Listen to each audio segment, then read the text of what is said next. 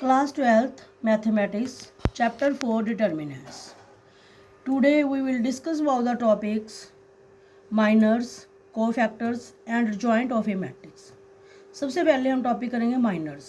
What is minor?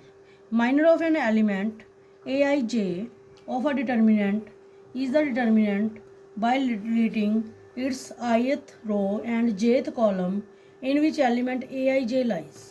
Minor of A I J is denoted by M I J capital. इसमें क्या है बेटा, minor अगर हमने किसी भी रोज या कॉलम या किसी भी नंबर का फाइंड आउट करना है गिवन डिटरमिनेंट में से, तो उसको कैसे करना है, जिस भी नंबर का हमने फाइंड आउट करना है, जिस भी रो और जिस भी कॉलम में वो लाई कर रहा है उसको डिलीट करके बाकी जो बचेगा वो उसका क्या बच जाएगा, माइनर.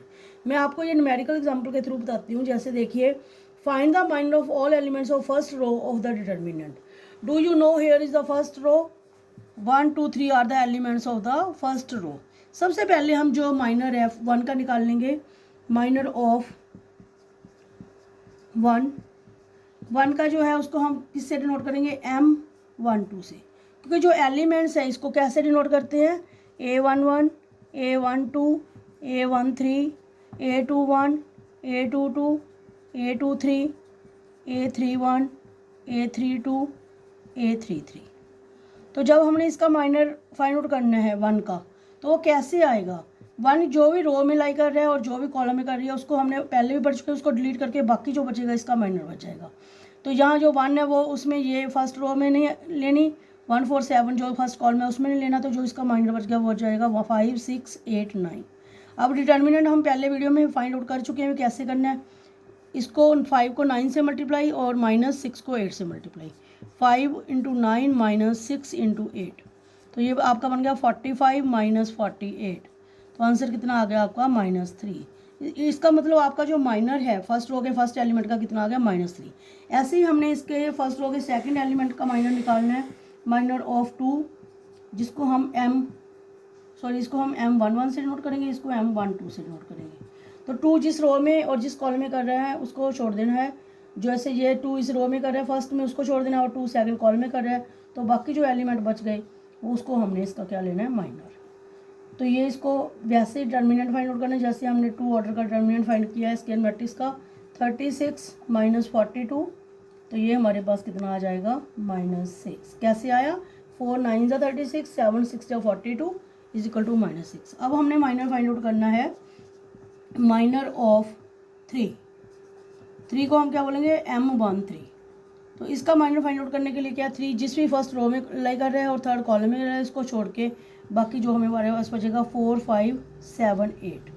इसको भी वही डिटर्मिनेंट निकालना है. 8 4 = 32 7 5 = 35 = -3. तो ये इसके हमारे पास माइनर फाइंड आउट करने का मेथड आ गया.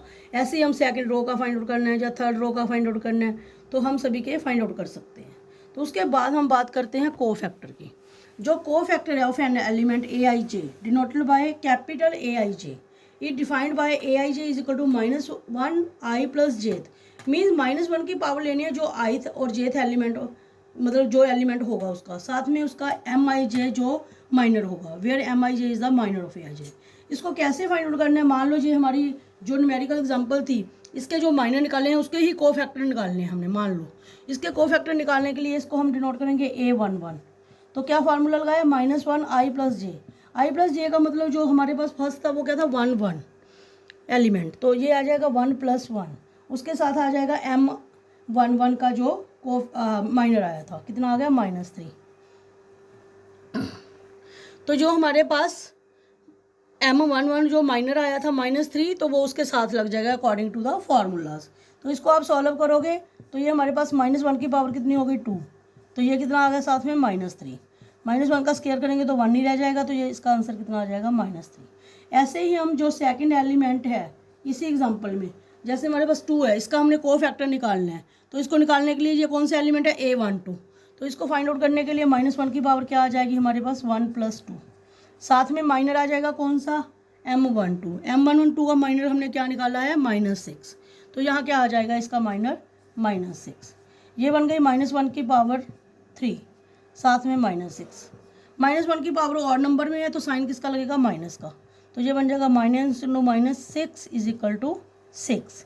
ऐसे ही हम फाइंड आउट कर रहे हैं एलिमेंट जो हमारे पास है 3, इसका हमने कोफैक्टर निकालना है। मान लीजिए इसका कोफैक्टर निकालने का हमारे पास क्या फार्मूला होगा, A13 इज इक्वल टू -1 की पावर कितनी आ जाएगी 1 + 3, और हमारे पास A13 का जो माइनर है वो कितना आया था बेटा -3, तो यहाँ साथ में कितना आ जाएगा हमारे पास -3, तो ये हमारे पास बन गया -1 की पावर 4 इंटू -3, तो ये हमारे पास क्या बन गया, अभी जो -1 की पावर है वो इवन नंबर में है, तो ये कितना खुलेगा 1, तो साथ में कितना आ गया -3, तो इसका आंसर कितना आ गया -3।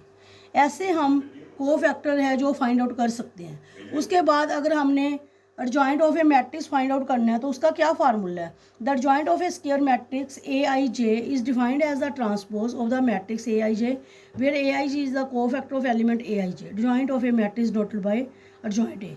मीन्स अगर हमारे पास एडजॉइंट ए फाइंड आउट करना है तो उसको निकालने का क्या फार्मूला है, भी कोफैक्टर निकाल के उसका क्या ले लेना है हमने, ट्रांसपोज। तो इसको मैं आप एक न्यूमेरिकल एग्जांपल के थ्रू बताती हूँ। जैसे ए हमारे पास मैट्रिक्स है, 2 3 फर्स्ट रो के एलिमेंट्स है, 1 5 सेकंड एलिमेंट है।